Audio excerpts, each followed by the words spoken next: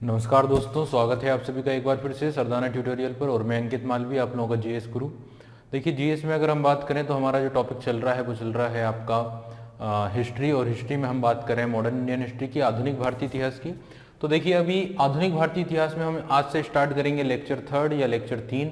और लेक्चर 3 में हम बात करेंगे advent of Europeans in India, यानी इंडिया में यूरोपियंस का आगमन, या हम बोल सकते हैं arrival of Europeans companies in India. Bharat में यूरोपियन कंपनियों का क्या होता है, आगमन होता है। और ये जो अराइवल हुआ है इंडिया में यूरोपियंस का, ये अगर हम बात करें टाइम की, इस आगमन की, तो ये लगभग शुरू हो गया था 15वीं सेंचुरी, 15वीं शताब्दी में ही इसके एंड में क्या हुआ था, इन यूरोपियन कंपनीज का भारत में आगमन शुरू हो चुका था। क्लियर। तो बेसिकली अगर बात की जाए तो हम चूंकि अभी मॉडर्न इंडियन हिस्ट्री की बात कर रहे हैं, लेकिन यहाँ पे हम हल्का सा अगर देखें इस बात को, तो अराइवल जो हुआ है यूरोपियंस का, वो हुआ है मीडिएवल में या मध्यकाल में। क्लियर। लेकिन इनका जो एक्चुअली इन्फ्लुएंस हमें दिखाई देता है, एक्चुअली जो प्रभाव दिखाई देता है, वो हमें दिखाई देता है कहां पर, मॉडर्न पीरियड में, यानी आधुनिक भारतीय इतिहास में। आधुनिक इतिहास में जब औरंगजेब की डेथ हो जाती है 1707 के बाद से, उसके बाद हमें जो छोटी छोटी पावर्स जो इंक्रीज हुई थी इंडिया में, जैसा हमने पढ़ा इसके पहले लेक्चर 2 में, और उन पावर्स को फिर हटाकर उनके ऊपर आ जाते हैं कौन, ब्रिटिशर्स यानी अंग्रेज लोग। और अंग्रेजों के अलावा और भी कई यूरोपियन कंपनी है जो इंडिया में आती है। देखिए, यूरोपियंस की अगर बात करें, यूरोपियन कंट्री या उनके जो कंपनीज इंडिया में आई थी, इनके भारत में आने का जो टारगेट था, जो कारण था, वो सिर्फ 2 टारगेट से इंडिया में आए थे। एक टारगेट उनका था क्या करना, ट्रेड करना या व्यापार करना, और दूसरा टारगेट उनका जो था वो था ईसाई धर्म या क्रिश्चियन रिलीजन को क्या करना, प्रचार प्रसार करना। क्लियर हो गई बात इतनी सी। तो सिंपल सा ऑब्जेक्ट था अराइवल ऑफ यूरोपियंस का इंडिया में आने के पीछे का पहला टारगेट था कि इंडिया के साथ व्यापार को कंटिन्यू रखा जाए, इंडिया के जो प्रोडक्ट्स हैं, जो जिसके कारण इंडिया सबसे फेमस था, उन प्रोडक्ट्स का कंटिन्यू जो है वहां तक पहुंचे, यूरोप तक पहुंचे। और दूसरा टारगेट था ईसाई धर्म को प्रचार करना। क्लियर। देखिए, जब हम मीडिएवल इंडियन हिस्ट्री की बात करते हैं, मध्यकालीन इतिहास की बात करते हैं, तो उसमें हम बात करते हैं अराइवल ऑफ मुस्लिम्स या मुस्लिम इन्वेडर्स, मुस्लिम आक्रमणों का इंडिया में आक्रमण जो हुआ है उसकी बात करते हैं हम मीडिएवल में। और मुस्लिम्स जो इंडिया में आए थे, उनके अगर टारगेट्स की बात की जाए तो उनके भी 2 टारगेट थे। क्लियर। उनका जो पहला टारगेट था वो था इंडिया के धन की लूटपाट करना, और दूसरा टारगेट था मुस्लिम धर्म का प्रचार करना। क्लियर। क्योंकि उसी टाइम पर लगभग अगर देखा जाए तो 6ठी शताब्दी में ही मुस्लिम धर्म का फाउंडेशन हुआ था, मुस्लिम धर्म बना था 6ठी या 7वीं शताब्दी में। तो 7th सेंचुरी में मुस्लिम रिलीजन बना था, है ना। क्योंकि 610 में पैगंबर साहब को ज्ञान की प्राप्ति हुई थी हीरा नामक खान के अंदर या गुफा के अंदर। और फिर अगर देखा जाए तो मुस्लिम धर्म का डेवलपमेंट शुरू हुआ और प्रचार प्रसार शुरू हुआ। तो मुस्लिमों का जो आगमन हुआ और मुस्लिमों के अटैक जो हुए, उनका टारगेट था मुस्लिम धर्म का प्रचार करना और धन की लूटपाट करना। हालांकि वो इंडिया में ही क्या हो गए थे, बस गए थे, इंडिया के ही होकर रह गए थे। क्लियर। कुछ इन्वेडर्स आए जो चले गए लूट करके, लेकिन कुछ इन्वेडर्स यहीं पर रह गए, उनका वंश यहीं पर रह गया। क्लियर। तो यहाँ पे हम बहुत सारी चीजों को देख लेते हैं। जैसे अगर बात की जाए मुगलों की, तो वो यहीं पर बस गए, है ना। दिल्ली सल्तनत में तुर्कियों की बात की जाए तो वो यहीं पर बस गए। लेकिन अगर हम कुछ ऐसे अटैकर्स की बात करते हैं जो लौट गए इंडिया से धन की लूटपाट करके, जैसे कि यहाँ पे नाम आ जाता है गजनी का, महमूद गजनी जो सबसे पहले अटैक करता है ना। महमूद गजनी के अलावा अगर बात की जाए तो फिर जो थोड़ा सा लेटर मॉडर्न पीरियड में हम देखते हैं, जैसे लेटर मीडिएवल में देखते हैं या अर्ली मॉडर्न में हम देखते हैं, तो जैसे कि 1739 में जो अटैक हुआ था नादिर शाह का, तो वो लूटपाट करके वापस चला गया। अहमद शाह अब्दाली ने कंटिन्यू इंडिया में 8 बार अटैक किए और वो लूटपाट करके वापस चला गया। इस तरह जो मुस्लिम्स के अटैक हुए हैं, ये 2 तरह के हुए हैं। एक तो अटैक करके लूट जाना, और दूसरा इंडिया में ही क्या हो जाना, बस जाना। ठीक है। तो यहाँ पे ना मीडिएवल पीरियड में तो हम इन दोनों मुद्दों के ऊपर बात करते हैं, मुस्लिम्स के ऊपर बात करते हैं। लेकिन मॉडर्न पीरियड की जब हम बात करते हैं तो यहाँ पे हम बात करते हैं यूरोपियंस का इंडिया में आगमन होना, और उनके जो टारगेट थे वो थे ईसाई धर्म को प्रसार करना, और दूसरा जो टारगेट था वो क्या था, भारत के साथ ट्रेड को कंटिन्यू रखना। क्लियर। और ये अराइवल जो हुआ ना, खास तौर से 15th सेंचुरी में हुआ है, 15वीं शताब्दी में हुआ है। क्लियर। 15th सेंचुरी आप सभी को पता होगा कि भारत में आने वाला जो पहला यूरोपियन था, वो आप सभी को पता है वो है वास्को डी गामा, जो पुर्तगाली यात्री था। और वो 1498 1498 को आया था 17 मई को केरल के कालीकट के तट पर। इट मींस कि ये 15 सेंचुरी का लगभग एंड चल रहा है 1498, क्लियर, 1498।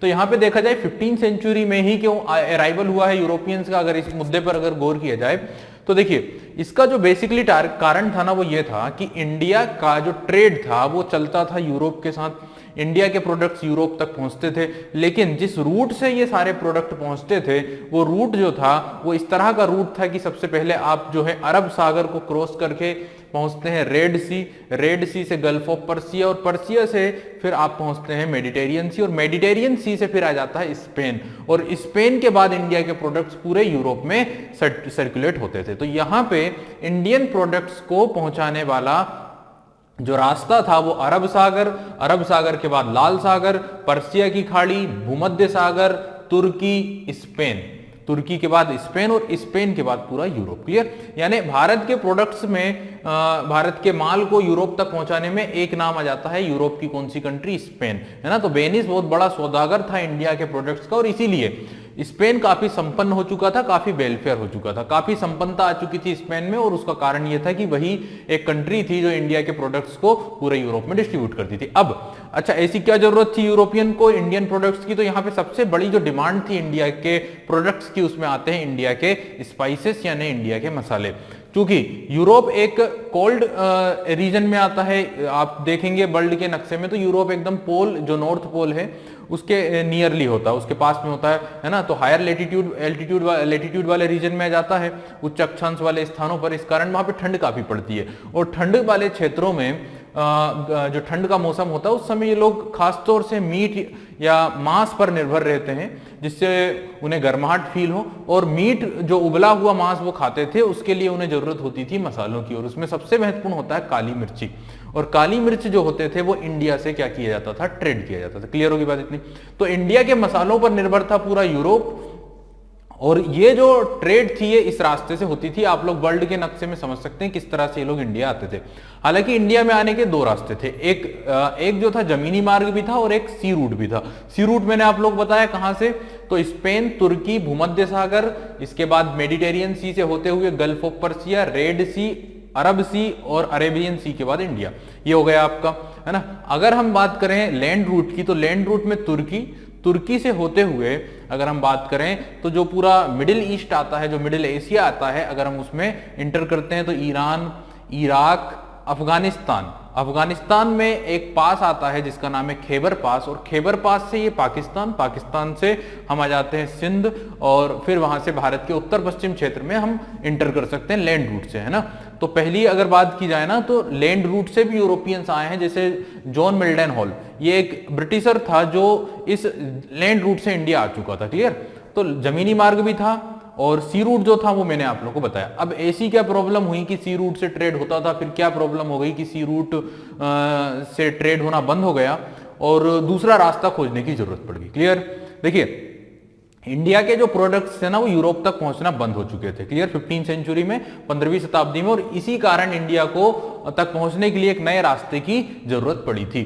और ये जो कारण था कि ये जो 15 सेंचुरी में जो इंडियन ट्रेडेड जो प्रोडक्ट्स थे वो क्यों नहीं पहुंच पा रहे थे यूरोप तक, उसका कारण ये था कि तुर्की में जो रूलर्स थे, तुर्की के जो सुल्तान थे, उन्होंने उस एक पर्टिकुलर क्षेत्र को या उस पूरे रीजन को क्या कर लिया था, अपने कंट्रोल में कर लिया था। इसमें एक जगह आती है कुस्तुनतुनिया पर नियंत्रण हो चुका था किसका, तुर्की का। और तुर्की के इस आधिपत्य के कारण, इस कंट्रोल के कारण जो इंडियन प्रोडक्ट्स थे वो मुस्लिम्स के जरिए यूरोप तक पहुंच रहे थे, और धीरे धीरे मुस्लिम्स ने उस पूरे क्षेत्र को क्या कर दिया था, या तुर्की के सुल्तानों ने उस पूरे रीजन को क्या कर दिया था, बंद करवा दिया था या चोक करवा दिया था, क्लियर। अब इंडियन प्रोडक्ट्स तक पहुंचना मुश्किल हो गया था, या अगर वो पहुंचते हैं तो वो मुस्लिम्स के जरिए पहुंचते थे, जो यूरोपियंस के लिए बड़ी प्रॉब्लम बन चुकी थी, बड़ी दिक्कत का कारण बन चुकी थी, क्लियर है इतनी बात। तो बस इतना समझें कि तुर्की के जो सुल्तान थे, तुर्की के जो रूलर्स थे, उन लोगों ने उस पूरे रूट को, जो हम बोल सकते हैं कि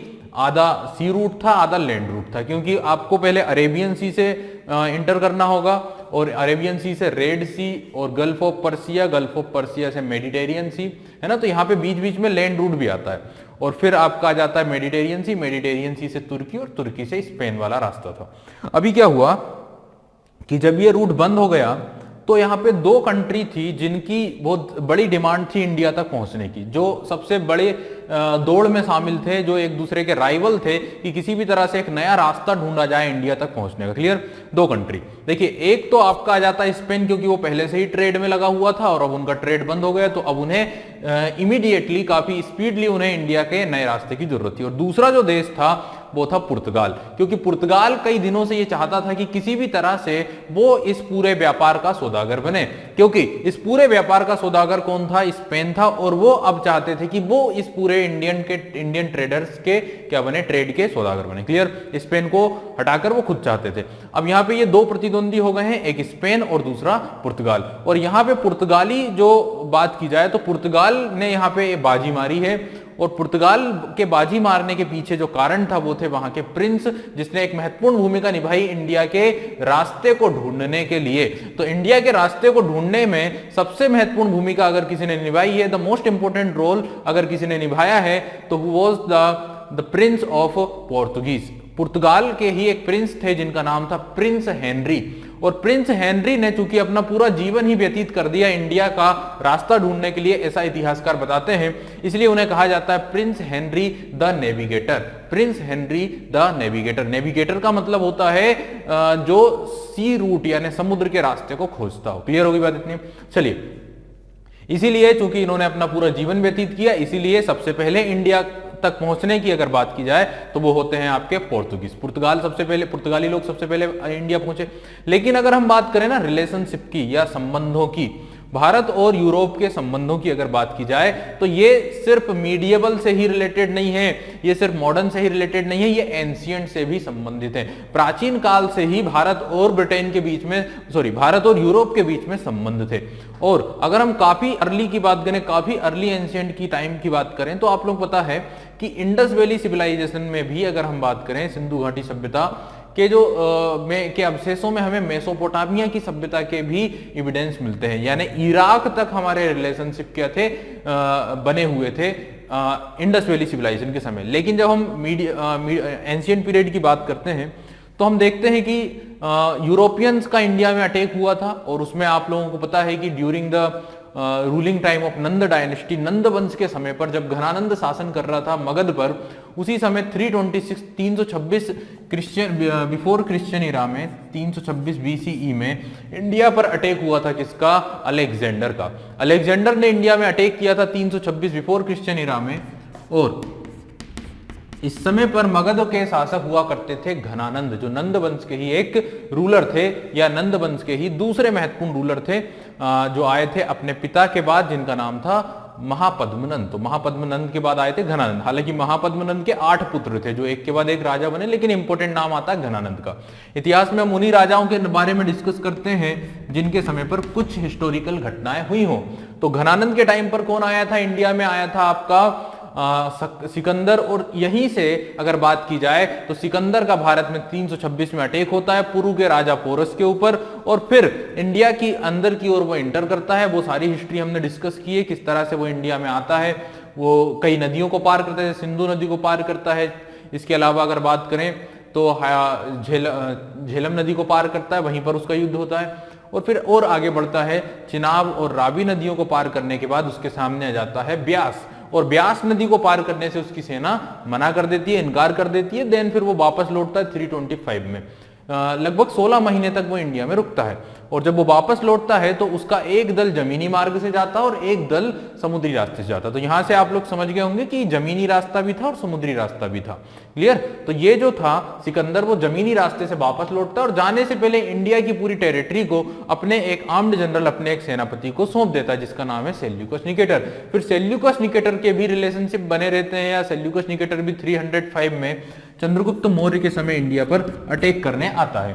लेकिन चंद्रगुप्त मौर्य की सेना को देखकर ही, क्योंकि ऐसा कहा जाता है कि चंद्रगुप्त मौर्य के पास लगभग 6,40,000 की सेना थी, तो उसको देखकर ही वो युद्ध करने से मना कर देता है, या युद्ध नहीं होता है। फिर दोनों के बीच में एक ट्रीटी हो जाती है। तो ये 305 में सेल्यूकस निकेटर की बात हो गई। इसके बाद भी मीडिएवल टाइम की अगर हम बात करें, पोस्ट मॉडर्न पीरियड में भी ग्रीक्स के इन्वेजन्स हुए हैं, इंडो ग्रीक्स के बारे में हमने डिस्कस किया। इट मीन्स की यूनानियों के साथ यानी यूनान या ग्रीक के लोगों के साथ हमारे रिलेशनशिप अगर देखा जाए तो एंशियंट पीरियड से ही थे। लेकिन अब हम बात करें अगर मॉडर्न पीरियड की या मीडिएवल पीरियड की, तो मीडिएवल में यूरोपियंस इंडिया में आए हैं और उसका कारण था कि इंडिया के साथ व्यापार का जो रास्ता था वो रास्ता बंद हो चुका था due to the sultan of तुर्की के सुल्तानों के कारण। और फिर अब नए रास्ते की खोज हुई और इस रास्ते को खोजने में दो कंट्रीज ने जो है दौड़ लगाई और इसमें बाजी मारी है आपके पुर्तगाल ने। तो इंडिया में इसलिए सबसे पहले अगर कोई यूरोपियंस आए हैं तो उसमें आप लोगों के सामने जो नाम आ जाता है वो आ जाता है पोर्तुगीज का। तो एक नंबर पे अगर मैं बात करूं तो यहां पे आ जाएंगे पोर्तुगीज। क्लियर? सबसे पहले नंबर पे जो आएंगे वो कौन आएंगे? पोर्तुगीज। पोर्तुगीज इंडिया में सबसे पहले आए थे और इनकी अगर बात की जाए तो ये आ चुके थे 1498 1498 में। इंडिया में आने वाले पहले यूरोपियन हुए हैं पोर्तुगीज। पोर्तुगीज की अगर बात करें ना तो आप लोग ये समझें, पुर्तगालियों ने इंडिया के पूरे रूट पर पूरे के पूरे ट्रेड पर क्या कर लिया था? नियंत्रण कर लिया था। जब पुर्तगाली इंडिया में आए थे उस टाइम पर इंडिया के ट्रेड पर कब्जा था अरबियों का। किसका नियंत्रण था? अरबियों का पूरा नियंत्रण था। तो पोर्तुगीज जब सबसे पहली बार आया वास्को डी गामा और इंडिया के पूरे ट्रेड के रास्तों पर या कंट्रोल पर जब उसने पूरी चीजों को समझा, देन वो पुर्तगाल वापस गया। 3 बार वो अपने पूरे जीवन में आया और गया और फिर उसकी डेथ भी इंडिया में हो गई थी तीसरी बार में। फिर क्या हुआ कि उसने इंडिया के पूरे जानकारी पुर्तगाल के राजाओं को दी, सरकार को दी, गवर्नमेंट को दी और फिर उन्होंने एक बड़ी सी सेना भेजी है लगभग 1200 या सिपाहियों के साथ, है ना, सॉरी एक बड़ी सेना भेजी थी 12 शिप के साथ, 12 जहाजों के साथ। और फिर जब ये बड़ी सेना आई है और धीरे धीरे उन्होंने अरबियों को वहां से इंडिया के ट्रेड से क्या किया है? खदेड़ा है। क्लियर? इस समय गुजरात के भी एक रूलर वहां पे हुआ करते थे जिनका काफी इन्फ्लुएंस था, जिनका नाम था महमूद बेगाड़ा, जो हमने डिस्कस किया है गुजरात सल्तनत में, है ना, मीडिएवल पीरियड में, जो इंडिपेंडेंट हुए थे 14 to 16 सेंचुरी के दौरान, जिसमें गुजरात है, मालवा है ना, इसके अलावा सिसोदिया है। तो वो सारी चीजें हमने डिस्कस की थी और एक नाम जौनपुर भी आता है। ठीक है, तो यहाँ पे क्या आ गया है और साथ ही आपका विजयनगर और बहमनी भी ध्यान रखना। ठीक है, तो यहाँ पे क्या हुआ कि पुर्तगाल के लोग आए थे। सबसे पहले कौन आया था? वास्को डी गामा आया था। उस समय इंडिया के ट्रेड पर नियंत्रण होता था अरबियों का। अरबियों को खदेड़ा और पूरे इंडिया के ट्रेड पर कंट्रोल कर लिया है, नियंत्रण कर लिया है किसने? पुर्तगालियों ने। एक समय ऐसा भी आ गया था जब अरेबियन सी को पुर्तगाली सी कहा जाने लगा था, अरब सागर को पुर्तगाल सागर कहा जाने लगा था और कोई भी अगर नाव गुजरती थी, कोई भी अगर शिप गुजरता था इस समुद्र से, इस रास्ते से, तो उन्हें परमिशन लेना पड़ती थी, उन्हें टैक्स देना पड़ता था। किसे टैक्स देना पड़ता था? पुर्तगालियों को। तो इतना दबदबा बना लिया था पुर्तगालियों ने, इतना कंट्रोल बना लिया था। लेकिन धीरे धीरे क्या हुआ? इंटरनल करप्शन, इंटरनल डिस्प्यूट के कारण धीरे धीरे पुर्तगालियों की जो पकड़ थी वो इंडिया में कमजोर होती गई और उसका एक कारण दूसरी यूरोपियन शक्तियों का भी इंडिया में आगमन था। और एक जो तीसरा कारण अगर देखा जाए तो वो ये था कि स्पेन और पुर्तगाल के बीच में क्या हो चुके थे? रिलेशन बन चुके थे, समझौते हो चुके थे और इन्होंने डिस्कवरी कर ली थी, खोज कर ली थी किसकी? ब्राजील की। और फिर इनका फोकस इंडिया से ज्यादा हो गया था कहां पे? ब्राजील पे। तो इंडिया से ज्यादा फोकस कर लिया ब्राजील पे और इसी कारण इंडिया में इनकी पकड़ क्या हो गई? कमजोर हो गई। तो पुर्तगालियों की बात की जाए तो 3 कारण मैंने बताया जिस कारण पुर्तगालियों की पकड़ इंडिया में क्या हुई थी? कमजोर हुई थी। एक इंटरनल करप्शन, आंतरिक जो गवर्नमेंट के जो कंट्रोल थे, जो करप्शन था, जो नियंत्रण था वो वीक हुआ। दूसरा कारण जो था दूसरी कंपनियों का इंडिया में आगमन हुआ। तीसरा कारण यह था कि इन्होंने ब्राजील पे ज्यादा फोकस किया, स्पेन के साथ मिलकर इनका समझौता हुआ और स्पेन भी डूबा और पुर्तगाल भी डूबता गया। क्लियर? चलिए दूसरे नंबर पे अगर बात की जाए, देखिए पुर्तगीज क्या करते थे? इंडिया के सारे प्रोडक्ट्स को, इंडिया के सारे माल को ले जाते थे अपनी कैपिटल लिस्बन में और लिस्बन में ले जाने के बाद जो ड्यूटी होती थी वो होती थी दूसरे देश नीदरलैंड की और नीदरलैंड के लोग क्या करते थे? इन प्रोडक्ट्स को पूरे यूरोप में डिस्ट्रीब्यूट करने का काम करते थे। क्लियर? तो पुर्तगाल के बाद ड्यूटी शुरू होती है किसकी? नीदरलैंड के लोगों की और वो क्या करते हैं? प्रोडक्ट्स को यूरोप के डिफरेंट कंट्रीज में डिस्ट्रीब्यूट करते हैं। धीरे धीरे जब पुर्तगाल वेलफेयर हुआ, पुर्तगाल संपन्न हुआ, तो धीरे धीरे डच यानी नीदरलैंड के लोग भी संपन्न होते गए। उन्होंने क्या किया? सबसे पहले अपनी बैंक बनाई, अपनी आर्मी बनाई, अपनी सेना बनाई और अपनी नेवल जो पावर थी उसे स्ट्रॉन्ग किया। अपनी जो नेविगेशन पावर जो थी, समुद्री जो सेना थी उसे मजबूत किया और धीरे धीरे वो भी क्या हुए? इंडिया आ गए। क्लियर? और इंडिया में आए हैं तो वो थोड़ा पीछे से आए हैं, जैसे कि इंडोनेशिया हो गया है, श्रीलंका हो गया है, मालाबार जो क्षेत्र हो गया है ना, उस क्षेत्र से होते हुए इंडिया आए हैं। डायरेक्टली उस रास्ते को नहीं पकड़ा जिस रास्ते पे बैठे हुए थे कौन, पुर्तगाली। तो ये थोड़ा सा अगर देखा जाए तो इंडिया के जो ईस्ट में जो कंट्रीज होती है जैसे इंडोनेशिया, उस तरफ से होते हुए इंडिया पहुंचे। क्लियर। तो दूसरे नंबर पे अगर हम बात करें तो वो होते हैं डच। और डच का मतलब होता है निवासी कहाँ के, नीदरलैंड के। नीदरलैंड के लोगों को डच कहा जाता है। और इनकी अगर बात की जाए तो ये 1602 में इनका लगभग आगमन हुआ था। हालांकि 1605 में इंडिया में आए थे। 1602 में इन लोगों ने कंपनी बनाई थी और इंडिया पहुंचने का काम शुरू किया था। ठीक है। थर्ड नंबर पे अगर बात की जाए तो फिर आते हैं मोस्ट इंपोर्टेंट, जिनको हम बोलते हैं इंग्लिश या ब्रिटिशर्स।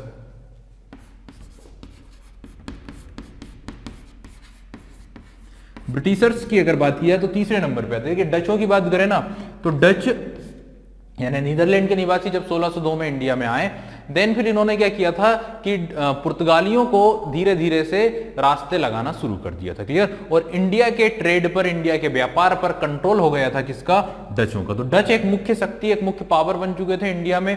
भारत के व्यापार पर लगभग कंट्रोल हो चुका था किसका, डचों का। क्लियर। काफी मजबूत शक्ति बन गए थे। लेकिन फिर क्या हुआ कि जब ब्रिटिशर्स आए तो ब्रिटिशर्स काफी चालाक थे और कहा जाता है कि सबसे अच्छे व्यापारी ही किसे कहा जाता है, ब्रिटिशर्स को।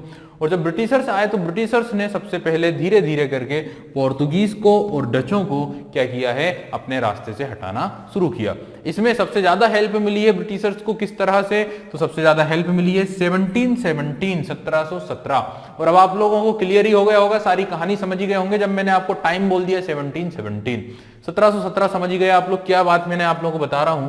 इन 1717 आप लोगों को पता है कि मुगल बादशाह रूल कर रहा था जिसका नाम था फर्रुखशियर। और फर्रुखशियर ने एक गोल्डन नहीं बोलेंगे, एक देखा जाए तो एक रॉयल ऑर्डर, एक रॉयल ऑर्डिनेंस, एक शाही अध्यादेश या एक शाही आदेश जारी कर दिया था ब्रिटिश ईस्ट इंडिया कंपनी के लिए। क्योंकि ईस्ट इंडिया कंपनी के ही एक दल, एक कैंपेन, एक अभियान गया था उनसे मिलने के लिए, कुछ परमिशन लेने के लिए। और साथ ही उनका काफी जो है इलाज किया था, उनका काफी एक उनको फोड़ा हो गया था और उसका उन्होंने क्या किया, इलाज कर दिया था अंग्रेजों के ही एक डॉक्टर ने, जिससे खुश होकर उसने क्या दे दिया था, एक शाही फरमान दे दिया था। और इस शाही फरमान को ही ईस्ट इंडिया कंपनी का क्या कहा जाता है, मैग्ना कार्टा। जिसके बाद ईस्ट इंडिया कंपनी यानी अंग्रेज लोगों का इंडिया में काफी ज्यादा डेवलपमेंट होने लगा था, विकास होने लगा था। क्योंकि यहां पे उनको टैक्स से छूट मिल गया था। सिर्फ 3000 रुपए देकर पूरे बंगाल में क्या कर सकते थे, ट्रेड कर रहे थे। सिर्फ 30,000, सिर्फ 3000। क्लियर। और इस तरह की ही उन्हें कुछ परमिशन मिली थी सूरत में भी ट्रेड करने की। क्लियर। उन्हें दस्तक जारी हो गया था। और साथ ही उन्हें जो वो बॉम्बे में जो सिक्के ढालते थे, उन्हें पूरे मुगल राज्य में सर्कुलेट करने का उन्हें राइट मिला। तो इस तरह काफी राइट मिल गए थे 1717 के फरमान के बाद। और ब्रिटिशर्स काफी मजबूत होने लगे थे ट्रेड में। और जब उन्हें ये परमिशन मिले तो फिर उनके मुठभेड़ हुए किसके साथ, डचों के साथ। और 1759 के बेदरा के युद्ध में डचों को इंडिया से इन्होंने क्या कर दिया, खदेड़ दिया। पुर्तगालियों की अगर बात की जाए तो 1761 1761 के लगभग पुर्तगालियों के साथ इनके, या 17 देखिए अगर हम बात करें ना तो 1600 लगभग 1611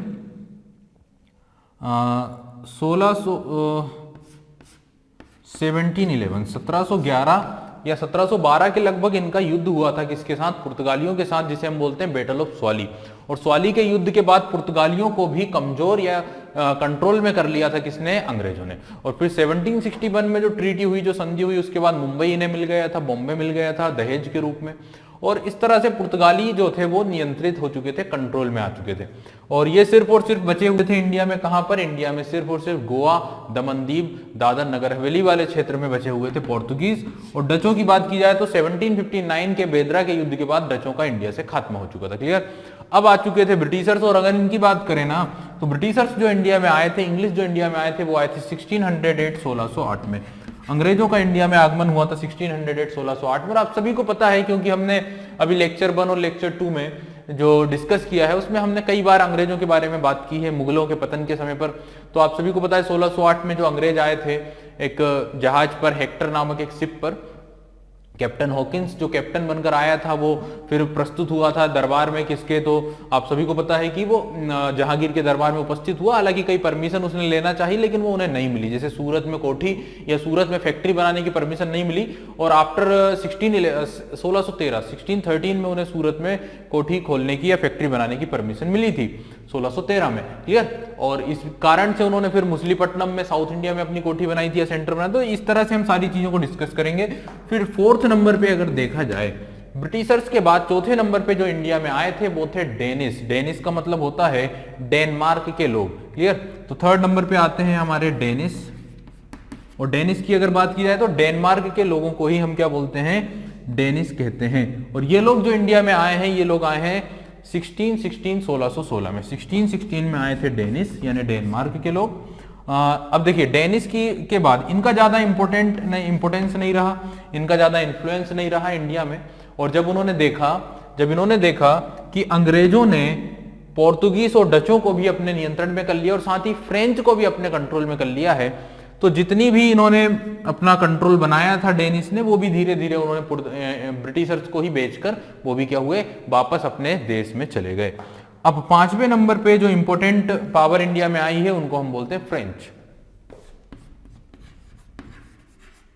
फ्रेंच काफी महत्वपूर्ण है इन यूरोपियंस में। अगर हम बात करें तो फ्रेंच भी काफी इंपॉर्टेंट थे और एक मजबूत शक्ति के रूप में इंडिया में आए थे 1664 में आए थे आपके फ्रेंच कंपनी इंडिया में आई थी। फ्रेंच जो ईस्ट इंडिया कंपनी थी वो इंडिया में आई और उन्होंने ट्रेड करने के लिए इंडिया में आगमन किया। देखिए अगर इनकी बात करें ना तो इनका इंडिया में आने का टारगेट सिर्फ और सिर्फ क्या था, शुद्ध रूप से प्योरली क्या करना, ट्रेड करना, है ना। ये फंसना नहीं चाहते थे किसी भी प्रकार की पॉलिटिकल डिस्प्यूट में, किसी भी प्रकार के ऐसे डिस्प्यूट में जो ब्रिटिशर्स के साथ हो, क्योंकि ये दोनों आपस में कट्टर दुश्मन थे ना, ये बहुत बड़े एनिमी थे एक दूसरे के, बहुत बड़े राइवल थे एक दूसरे के, क्लियर। और उस समय अगर हम बात करें उस दौर की तो ये दौर चल रहा है औपनिवेशिक काल, कॉलोनियल पीरियड चल रहा है। इसमें हर एक यूरोपियन कंट्री अपने अपने कॉलोनी, अपने अपने उपनिवेश बनाने की दौड़ में लगी हुई है। और इसी ज्यादा से ज्यादा जिन्होंने अपने कॉलोनीज बनाए हैं, अपने उपनिवेश बनाए हैं, वही ये दौड़ चल रही है। और इसमें सबसे आगे कौन रहा है,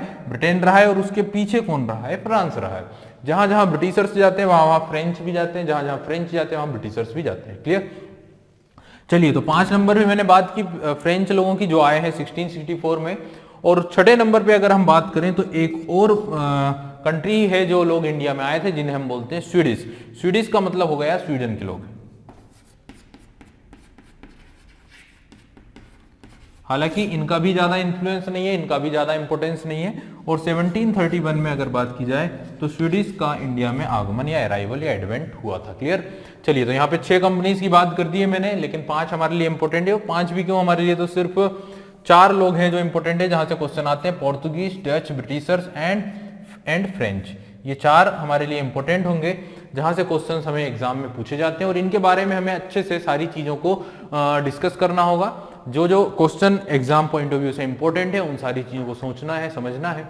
और इनके आने पर इंडिया के अंदर क्या प्रभाव हुआ है, क्या प्रॉफिट हुआ है, क्या नुकसान हुआ है, पॉलिटिकल कंडीशन पर क्या प्रभाव पड़ा है, क्लियर, एडमिनिस्ट्रेटिव कंडीशन पर क्या प्रभाव पड़ा है, सोशल कंडीशन पर क्या प्रभाव पड़ा है, रिलीजियस कंडीशन पर क्या प्रभाव पड़ा है, इकोनॉमिकल कंडीशन पर क्या प्रभाव पड़ा है। इन सारे टॉपिक को हम यहाँ पे इस लेक्चर नंबर 3 में क्या करेंगे, डिस्कस करेंगे, क्लियर। चलिए तो स्टार्ट करते हैं सबसे पहले किससे, पोर्तुगीज से या फिर पुर्तगालियों के आगमन से।